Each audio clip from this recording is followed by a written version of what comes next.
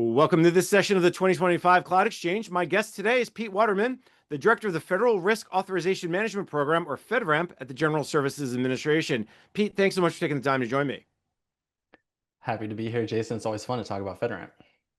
There is so much going on at FedRAMP. We could just probably talk in terms of what you've done over the last just couple weeks for 45 minutes. But there's a whole series of things going on. Let's just start maybe at the beginning. The Trump administration said, okay, we got to make FedRAMP better. There's some longstanding and systemic challenges that FedRAMP has faced. I know the program had been ongoing, trying to rethink, review it, revamp it. Where are you today with the new strategy? Just give folks a little bit of a reminder of what this new strategy looks like and why it was necessary. Right. If you're familiar with FedRAMP, back in 2011, OMB created FedRAMP with a memo. And it had a very specific set of goals and things that FedRAMP was supposed to do. Many, many years later, 2022, which in government terms is about a week before last, Congress passed a law that created FedRAMP as a legal program, like defined in law. That FedRAMP actually looked a lot different than the FedRAMP that had originally been established and that existed at the time. The thing was, it required OMB to produce guidance. How should this new FedRAMP that we created in law work? And that took a while, over a year, including like activity in public, drafts, etc., until finally July last year, OMB released M2415, Memorandum on Modernizing FedRAMP. And at that point, they rescinded and replaced the previous memo, and suddenly FedRAMP was changed. And it's astonishing for me.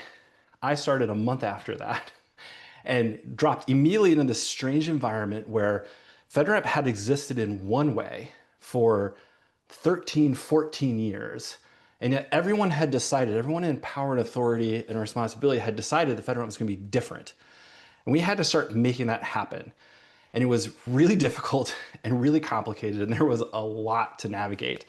That just led to a little bit of gridlock as we tried to figure out how does GSA make this new FedRAMP, taking away this old FedRAMP without breaking anything that the old FedRAMP did, still meeting those requirements. It was really gnarly. When new leadership came in at the beginning of this year, they instructed us to just focus entirely on the law. Like, what do we actually need to do? All of the stuff that had kind of been something FedRAMP had traditionally done because they had done it for years, because nobody else had picked it up. It had been sort of like a thing for FedRAMP. Stop focusing on that. Focus on this new modern FedRAMP that was outlined in the law, outlined in M2415. And that's what we've been doing. So that's what we've been really focusing on, is this idea of separating new FedRAMP. It is still has the same name, but the entire thrust of the operation is different. You could summarize it as, originally, FedRAMP was kind of designed to take the rules for government information systems and force any commercial cloud service provider that wanted to sell their services to the government to redesign their system so that it looked like and met all of the rules for a government information system. And over time, we found that doesn't get you a lot of cloud services in the government. There's a lot of people that aren't interested in spending a bunch of money to redo their entire architecture and their entire stack in order to meet those requirements. The law gives FedRAMP the authority, responsibility to develop a new process. M2415 says that process needs to be designed from the ground up to not incentivize the creation of separate instances, separate re-architectures for the government. And so our new approach is based around the idea of assessing commercial cloud services for their security to make sure that they meet the security requirements expected by the federal government without treating that cloud service provider, that private company, as if they're subjected to all of the same rules of a government information system that a typical federal agency is. That's what we're trying to do. That's what we're splitting up. That just changes a lot as a result. I'm glad you went back to that memo because a lot of people, I think, have overlooked that memo. It's still in place. It still matters. It's still kind of the guiding principles. But at the same time, you all have made some serious changes. I mean, some really important changes. Let's walk through a little bit of those changes over the last few months. And if you want us to maybe work even backwards, you just recently launched this FedRAMP 2.0 cloud pilot for low authorizations. If you want to start there and maybe work backwards, or I'll let you go in any direction you want, Pete. Yeah, you could kind of broadly boil down our initiatives into two distinct areas. One of them is modernizing the existing process. We got 430 plus cloud service offerings that have gone through FedRAMP. They've been authorized, they're in use by agencies. We want to modernize that process, that experience, make that better, make it easier for agencies to maintain those, make it easier for cloud service providers to maintain those. And that's kind of, there's a big focus there. At the same time, we want to take advantage of the authorities in the law to develop that new process and build something that matches, commercial cloud security frameworks, like best practices out there, that encourages innovation from industry. And so we came up with this idea. I mean, this has been baked into the NIST SP 803 is this concept. So NIST came up with it, of capabilities, of assessing like what are the security capabilities that you want. And instead of going through a complicated spreadsheet listing everything out, we can use capabilities that are easier to have a computer attest to rather than a description, right? Like, why am I describing the settings that I make on my computer when I can just have my computer tell you what the settings are? And that became the fundamental concept that we're trying to move to under this FedRAMP 20X style, is this idea of, if we can automate the security capabilities and not just automate the creation of a narrative of a system security plan, but actually enforce like, hey, your information is supposed to be encrypted. It will always be encrypted. You check the setting that will make it always be encrypted. We never have to worry about it. Nobody has to talk about it. We saw the setting, you're good. If we can extend that throughout the process, then we can have a situation where commercial cloud security offerings can actually just do what they're doing, use the tools and systems that they're doing, enable a few extra options to enforce extra security for some tenants, and voila, they can sell to the government. No more rebuilding everything from the ground up just to meet and pretend you're a government information system. Just recently, I think in late May, you launched this pilot for 20X, the phase one pilot. I think you wrote in a blog post toward the end of May something to the effect of over 30 cloud service providers notified FedRAMP with their intent. I'll have to start with the basic. Over 30, were you surprised it was that many? Did you expect more? What was your initial reaction once you saw all those requests come in or their intents coming in? So one of the things that is unique about this pilot is that we haven't defined the entirety of the standard ahead of time. So normally you would say, we're the government, we want you to do these things in this way and provide us the evidence in this way, like structure. And this is how we'll let someone pass. This is how we won't. These are like what we're looking for. We upended all of that and we just said, basically, we want to see proof that you do these 40 important things. How you show us that proof, how you determine that proof, how, like, what that proof should look like. What is like a way that is sufficiently good to earn the thumbs up on that proof? We didn't put any of that out in advance because the intent is this idea of rapid incremental delivery where we test this and we see what they come up with, right? What innovative folks in industry, what they come back with. If we get 15 people at different tech companies that all say, we want to do it this way, then that says we're on to something. It's better than the government telling them what to do in advance. So by virtue of having that lack of clear established rules, it created an environment where it's like, who is going to participate, right? Like, who is going to take a risk? Who's going to spend their time with their engineers, their product managers, their designers building something that maybe they're going to have to change? That almost certainly they will have to change at some point when FedRAMP standardizes. Um, I was expecting a modest interest. And I very much encouraged governance, resource, risk and compliance tools, GRC tools, and like automation tools to really prioritize this because that's what they do for a living, is that automation. So why not do it for themselves? But the result, 30, was more than expected. we'll wait and see how many actually come through and how many keep going. This is open to the public. There are people, I get emails every day, people that are working on it, people that are interested. Um, it's it's crazy. It is a success by any measure. We are going to get a significant amount of data points. We're going to understand the best way to do this, and we've demonstrated that there are companies out there, that there are people out there that will step forward and try to like provide this innovation and provide these innovative solutions and bring them to the table. And I mean, honestly, when we first started talking about it, there was a whole lot of people that said, well, they're just announcing an idea. Like nobody's going to actually try to do that. And turns out if you create a space for industry, they will fill it and they will innovate. And that's what we're here to do. And how many of the GRC tools listened to you and followed your lead?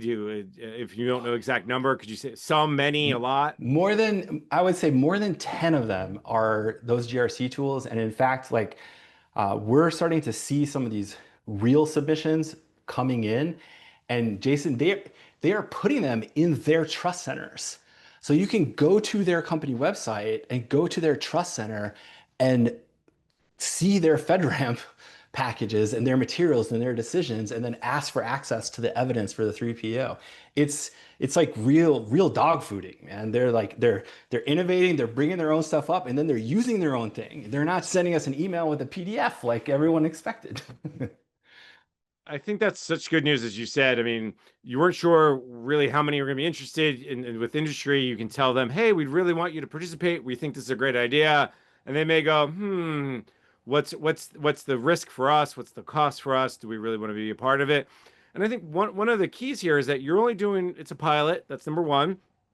Number two, you've been very open with a lot of your governance groups to talk about it. And then number three, you're not being so prescriptive. In fact, you're being the opposite. You're saying you're letting 1,000 flowers bloom, and you're going to pick the ones that smell maybe the best, for lack of a better analogy.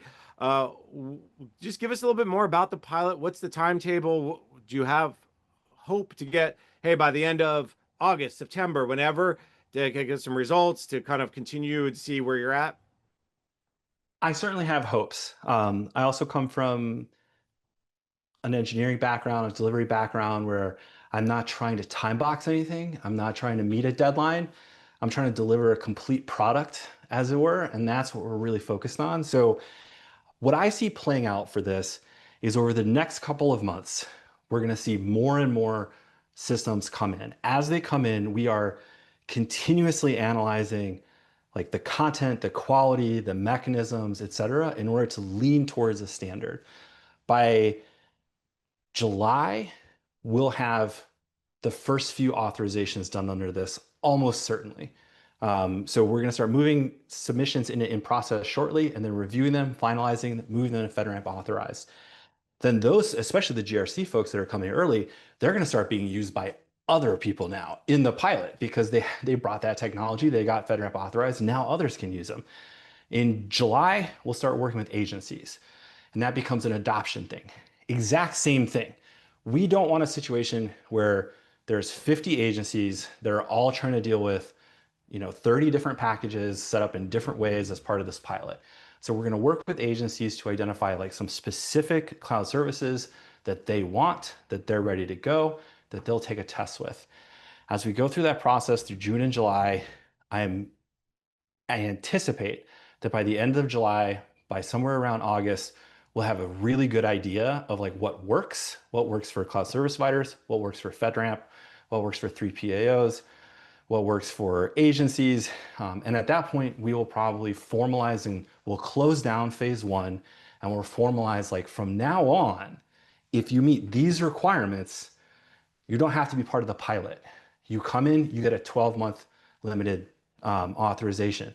And then around that time, we intend to launch moderate. And it will just be exactly the same thing. It'll be a few more key security indicators. It'll be a little bit bigger, a little bit more complicated.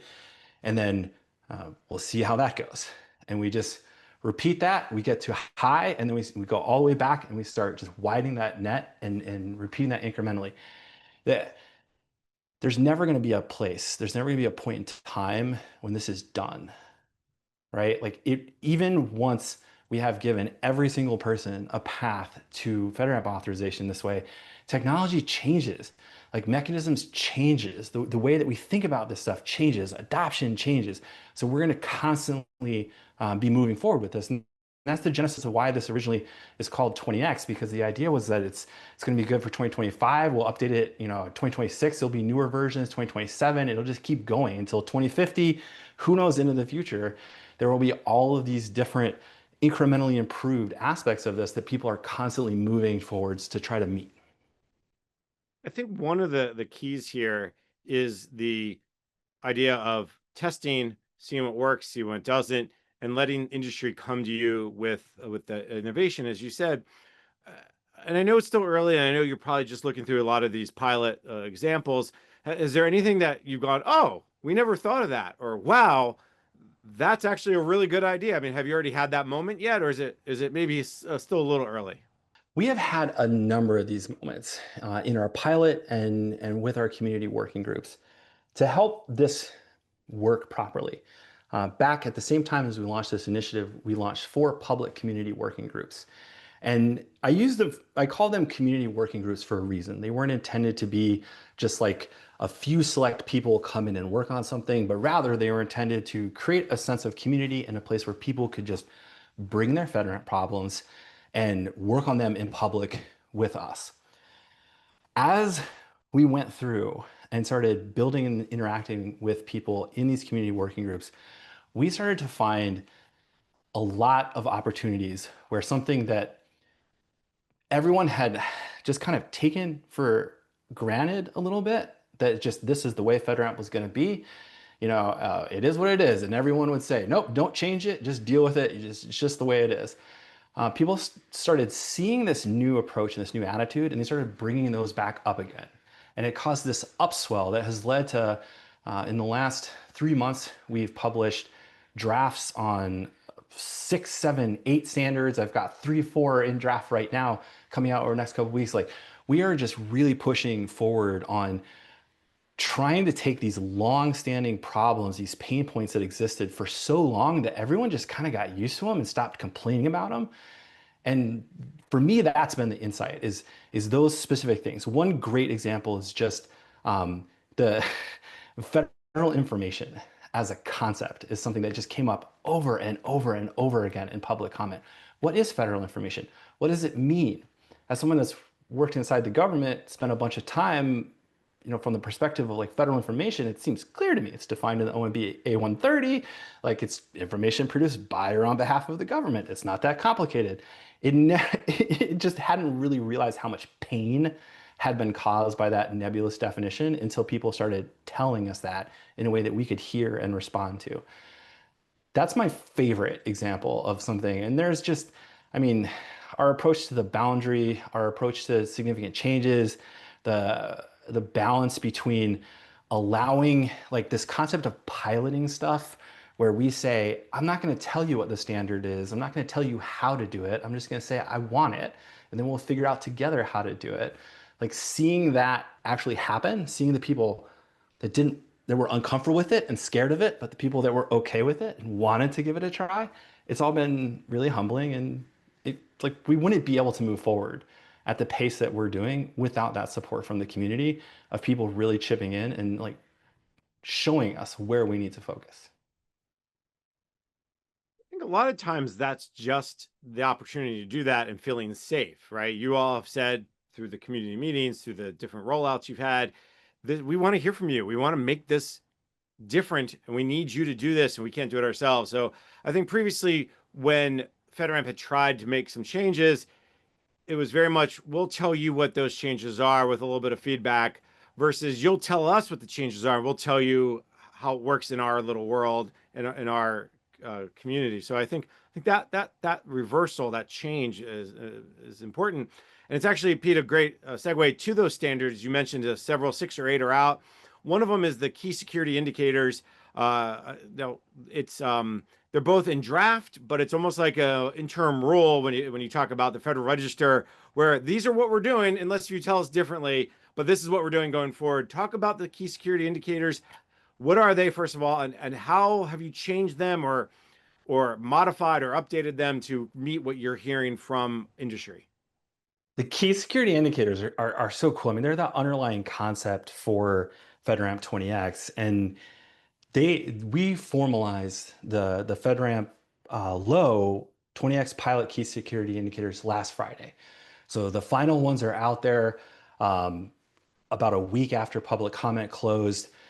So the purpose of these key security indicators are to basically define the underlying security requirements that we expect, that the government expects from a secure cloud service, but define them in a way that aligns with what commercial companies do. So rather than having a list of 400 things over a 400, 500, 600 page document that you give to an engineer, and that engineer looks at it and goes, no, and leaves the room and never talks to you again. We want to have very simple things that just make sense. The fact of the matter is that most of our security requirements, they're common sense. They're things that any good company does by default. They're what good engineers want to do. And so we give them this in a really easy to understand set of requirements where an engineer looks at it, they go, hey, we do 30 of those things already. Like we have these. We can I can write a program this afternoon that will validate the configuration for 25 of these things automatically. So that's what key security indicators are. I won't go through them. Strongly encourage folks to go take a look at fedramp.gov/20x, but examples of them are things like you have to have everything protected with the right levels of access controls. You should not be using passwords unless there's no other option for passwords. You should be using just-in-time privilege escalation. These are all like key security requirements that folks do by default, but previously didn't have a simple way to document. During public comment, we had hundreds of comments on these key security indicators. And it was really interesting. There's probably, I'm not sure that more than 20% of the draft key security indicators made it through to the final version exactly the same way they were in the draft. And to me, I'm particularly proud of it because it shows how well we listen.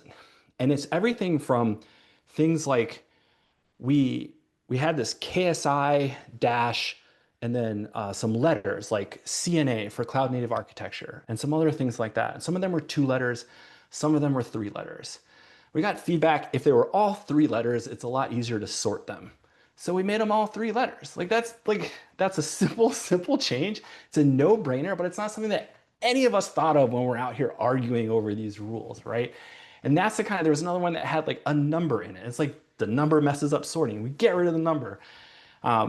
There was a ton of feedback that was so helpful where we had kind of by habit, we had put specific technologies and like specific things. So we had said things like your firewall should be configured like this.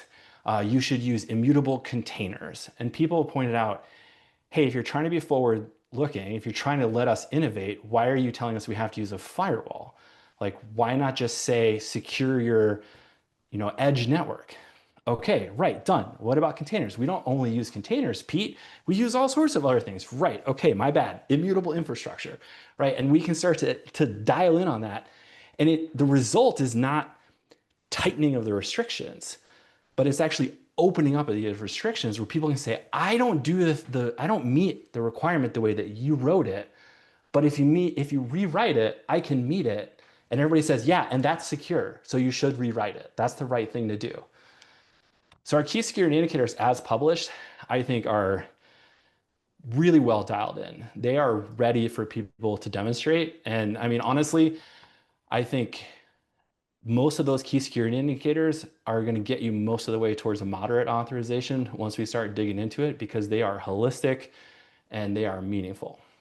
The other piece of this that I think is important is going back to originally what you said about we're not trying to make folks do things our way. We're just trying to prove security.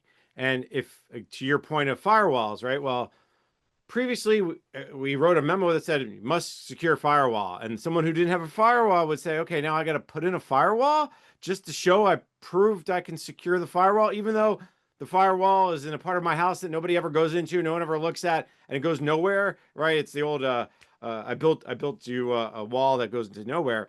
uh how big of a change is that for the FedRAMP folks and the government folks? Because that's not a normal way of doing things. I mean, is that was that a little bit uncomfortable to start? One of the things that we saw from it was just very clear that, going back to just this habit that had been built up, and even going back to some of the original conversations that people talk about when FedRAMP was started, was this idea of industry would say, just tell us what to do to get your approval and we'll do it. And then the government would come up with requirements and they would go, okay, I don't like those, but I know what to do and I'll do them. That is, it feels safe to do that. Everybody kind of has a shared understanding. But again, like we're looking at innovation. Our mission set by new leadership is that FedRAMP will create standards that enable private innovation to create the solution. And that's a different approach. It's an approach aligned with M2415, but it's the idea of like, I'm not going to tell you how, like what materials you need to put in that wall. I'm not going to tell you, whether you should use brick or wood. If I tell you to build a wall, I'm just going to say, I need a wall. I need it to be 8 feet high and I need to be able to drive a car on it. And like, if you meet that, you're good. I don't care how you do it as long as you meet that. And it is a shift. It's scary. It's a little bit of like, well, how would we know? This is kind of one of the most common things on my team that people ask. Like, if they say, I use, this special type of traffic segmentation that I've never heard of before, how will I, as a reviewer, know that that works? If they say they configure the firewall this way, I know, and it's easy. But if they say like their Kubernetes clusters, edge thing is doing this, I don't know what that means. And part of that becomes a matter of addressing just like, that's okay. Our job is not to say, like, I understand technology better than all of the engineers at all of these companies, right? Our job is to put the right people in the room to have that conversation, to demonstrate that technology, and then say like, okay, based on that, that sounds right. And then based on the validation of trusted third parties who have also, gone in, done the research, that sounds right. As we start to see industry band together, and with trade associations and things like that and foundations, we'll start to see more standards come up. But at the end of the day, if everyone in private sector is doing this thing in this way, and it's good enough for banks, it's good enough for massive tech companies, it's good enough for billions of dollars of stuff, there's a good chance it's going to be good enough for government email, right? Like, maybe not for like national defense, but that's okay. FedRAMP doesn't do national, like we're not doing classified stuff. We're doing business stuff for the federal government. If it works for business and industry, it probably works for business and the government too. And even when you get to FedRAMP High, which is obviously way down the road for you all when it comes to this new approach, that's still not going to be any more secure, so to speak, than possibly banking and telecom and critical infrastructure. Like high is, people use FedRAMP as a if you will measuring stick for a lot of reasons over the last 15 years or so. And a lot of people said, okay, well, we may not need to meet FedRAMP high, but we want to use what they say is high and apply it to our own systems in that same kind of unclassified or minimally secret world. So I think you're right. Pete, one last standard I want you just to touch upon, which is again, you mentioned it in your blog post: minimum assessment scope. Cloud service can narrowly define information resource boundaries, including unnecessary components. Again, very similar standard was effective as of end of May. Pilot authorizations in June. We'll begin using that. Walk me through what this means, and then we'll get into some of the other things you're working on. So within information systems, especially from like the NIST side, from the way that the government approaches information systems is generally around this concept of a boundary. And a boundary started like exactly kind of in a way that it meant. It was originally conceived as a physical boundary. It just meant like what's in that room. All of the computers are in that room. They're in a boundary. If you put some firewalls around it, draw a line around it, then like you know what's in that room. And you have exact inventory of what's in that room. You know how everything in that room works. As as FedRAMP started to apply these concepts to cloud service providers, they started, originally there was this idea that a boundary would be everything around the business related to the cloud service provider, kind of the way that a boundary could be everything related to an agency for a big thing. And there was this kind of, it's it's hard to describe as like a if you take the approach that like we need to know that you're doing everything right and we need to make sure that you're not doing anything wrong, then you want to look at everything. And it became this like the boundary just became really big. So if I was a cloud service provider looking to sell to the government and my system was going to be assessed for FedRAMP, anything that happened at this company that might potentially have anything to do with FedRAMP would get sucked into this boundary and assessed. And this is one of the things that really drove this incentive to split off the business. And you'd say, I don't want the government reviewing everything that I do in my business. That is insane. And so they would go in and they would create a separate business and you'd have your gov cloud as a result, right? Your public sector engineering team and all of this. And they would have different rules, different requirements. And that's all based around this idea of a boundary in order to limit the boundary that the government looked at to the things that were for the government and get the government out of all your commercial stuff. Boundaries were, as systems became more complicated and they started to use other systems and they started to interconnect with other systems, a modern cloud service offering, you're gonna use 8, 10, 15 different cloud services as part of your thing. Your boundary got insane. And for years, FedRAMP has tried to put out updated guidance to help people understand what should be assessed, what should be part of the FedRAMP scope, and what shouldn't be. And it's been, I wasn't here for a lot of those discussions, but it was never done. And it's because it's very difficult to get all interested stakeholders and parties to agree. Everyone has different opinions. So the minimum assessment scope took that concept and flipped it on its head. Instead of trying to include as much as possible anything that might possibly have anything to do with federal information, we said the opposite. We want you to make your FedRAMP assessment as small as possible. Only include things that have a real likely impact to federal information or confidentiality, integrity, and availability of federal information. You don't need to include your corporate email system. You don't need to include your corporate network. If you configure your developer laptops so that federal information can't be accessed by them, you don't need to include your developer laptops. And the incentive is to make it so that it's a lot easier to, whether using logical, like virtual software controls, or physically having a smaller subset of systems, it should be a lot easier to take your commercial offering, determine what part needs to be assessed for the government, and only assess that. Flip side, or not flip side, but like one of the things that comes with that is that it makes it easier. If you're a federal agency and you're a FedRAMP or a federal agency, and you're trying to assess all of these people's security decisions, you can focus on the decisions that matter, the decisions that affect your information that you're going to put into that system. And you're not reading some explanation of how they get in and out of their building and their office that has no connection to anything and doesn't matter. Don't waste your time. Just focus on what you need to. And the thing about the minimum assessment scope is that it lends itself to new authorizations because it is a different approach. It's an entirely different mentality of how you go about saying what is going to be in my FedRAMP authorization. But it makes taking an existing FedRAMP authorization boundary and converting it to the minimum assessment scope, it's a pretty expensive and time-consuming proposition.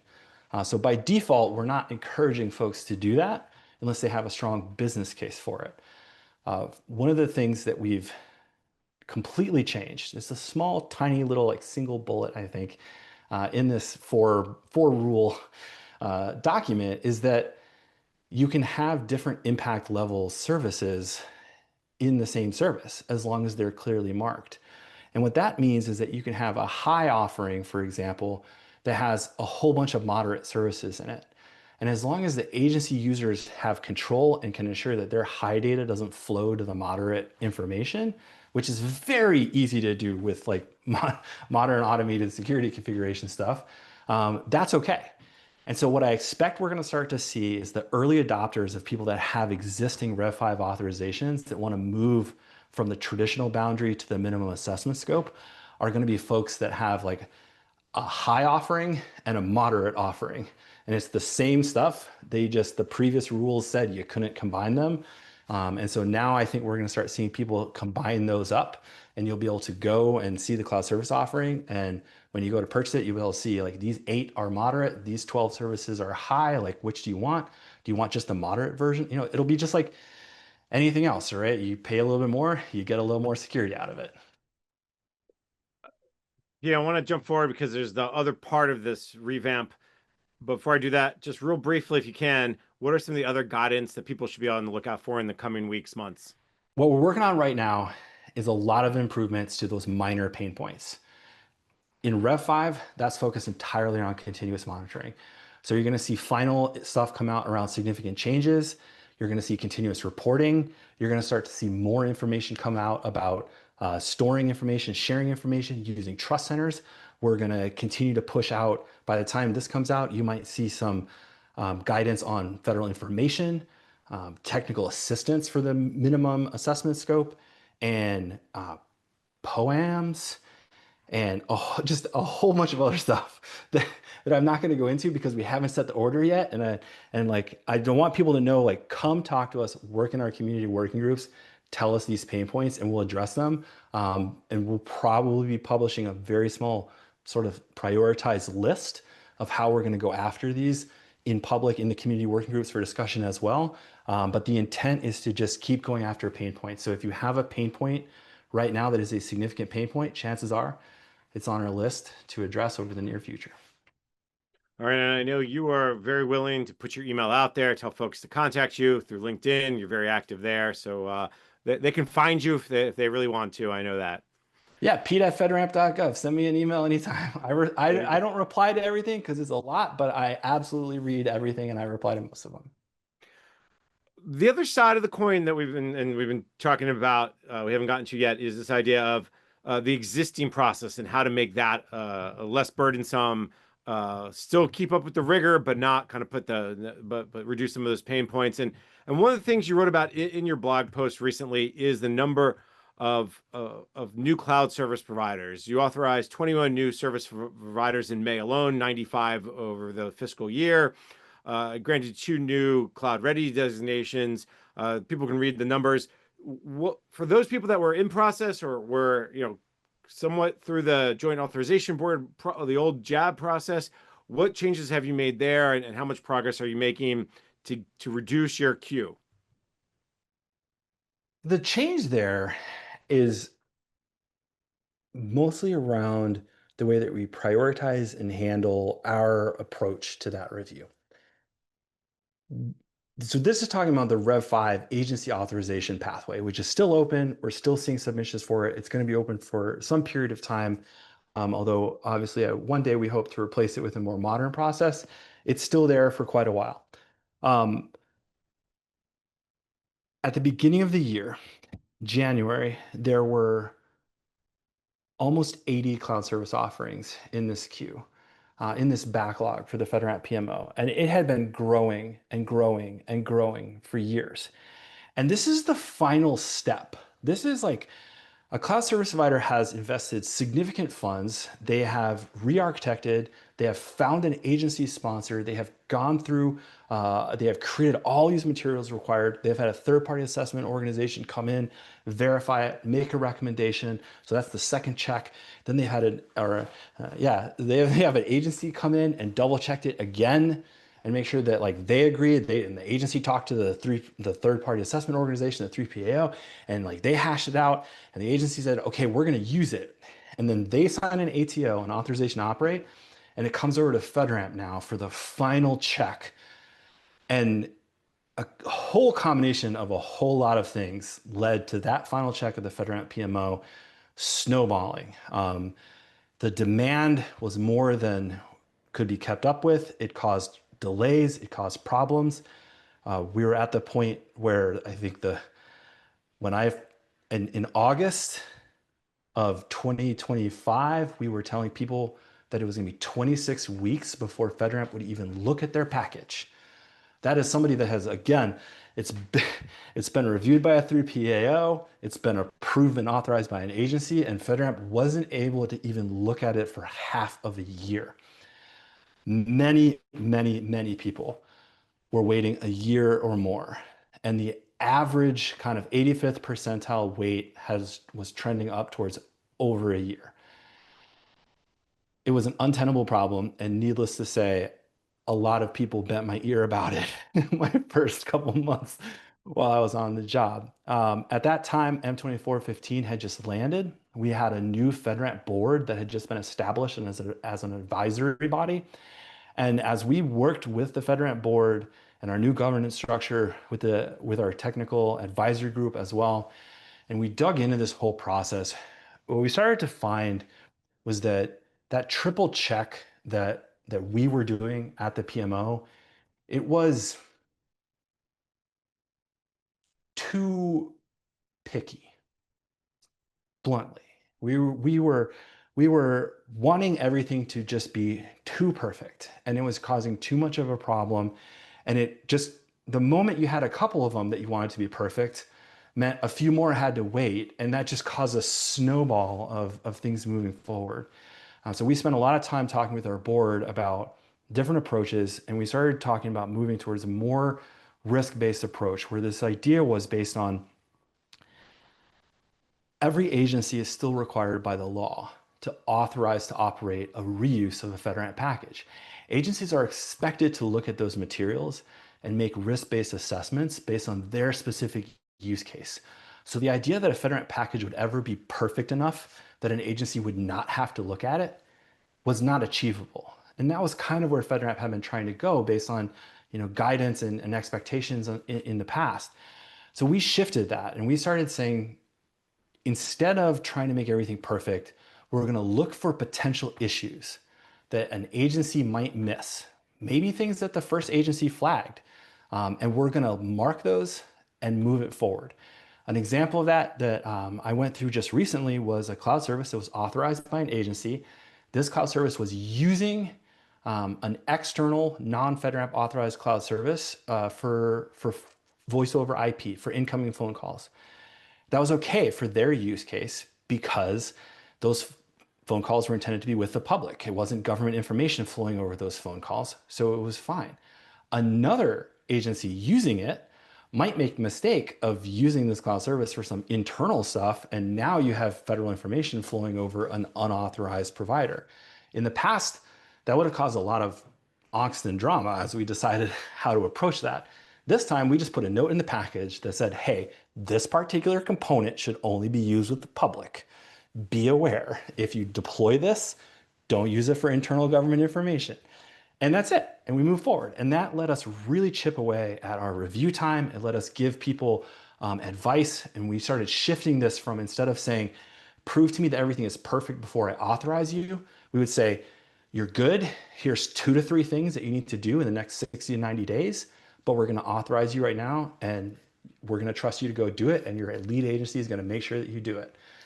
As a result, we churned through that entire backlog over the last 6 months. We've done 83, I want to say off the top of my head, 83 authorizations since January, more than were in the backlog at the beginning of January. From my perspective, we don't have a backlog anymore. We just have a pipeline of systems that we're working. It's been fluctuating around 10 to 15 systems based on demand every week. We're hoping to get that down under 10, and that's going to be our big sort of celebratory moment when we hit 100 authorizations in a year, which is more. We've already hit more than twice as many authorizations than FedRAMP has ever done in a year at 95. We're about to hit 100, which will just be a huge milestone. But then, Jason, I I gotta be real. It's it's fun to be excited about that, but then I look and I go, 430 authorized services? The government needs thousands. Like this is not like we shouldn't be celebrating. We have to go faster. And that's what FedRAMP 20X is all about. It's about not just solving that problem, making it smoother, but it's not a win if we get to where industry can spend a couple of years and a few $100,000 to get FedRAMP. We want to get to where industry can spend weeks doing some common sense, simple, automated capabilities built into the systems they already use. Click the button that says FedRAMP authorize me and get FedRAMP authorization and get that service into the hand of the government. We want to go from 430, like 100 in a year. We want to do 500 in a year, 1,000, 2,000. Like that's the scale that we want to look for.